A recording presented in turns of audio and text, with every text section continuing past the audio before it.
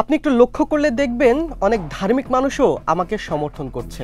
থাইল্যান্ডে অনুষ্ঠিত মিস ইউনিভার্সের ৭৪তম আসর থেকে এনপিবিকে এমনটাই জানালেন তানজিয়া জামান মিথিলা।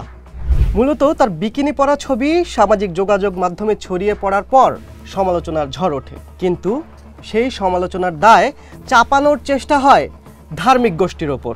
নেটিজেনদের একজন তো ফেসবুকে লিখেই ফেলেছেন, ধর্মীয় নারীদের কাছ থেকে সৃষ্টিকর্তার মিথিলাকে রক্ষা করুন, যদিও মিথিলা নিজে কোনো ধর্মীয় গোষ্ঠীকে কটাক্ষ করেননি।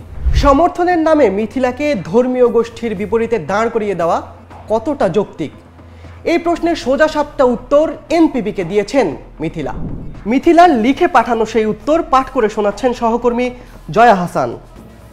আমি অন্য কারো কথার দায়ভার দিতে রাজি নই। উনি যা বলেছেন তা সম্পূর্ণই উনার ব্যাপার। বাংলাদেশে অনেক ধরনের মানুষ বসবাস করে আর খুবই সহনশীলতার সাথে দীর্ঘদিন যাবৎ বসবাস করে আসছে। আপনি একটু লক্ষ্য করলে দেখতে পাবেন আমাকে অনেক ধার্মিক মানুষও সাপোর্ট করছে আর বিপরীত ধরনের মানুষেরাও আমাকে নিয়ে সমালোচনা করছে। দিন শেষে আমরা সবাই বাংলাদেশি, সবাইকে নিয়েই আমাদের এগিয়ে যেতে হবে।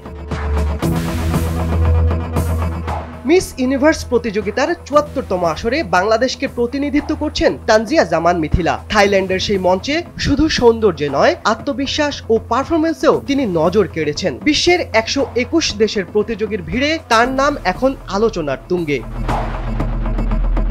শিবলি আহমেদ, এনপিবি।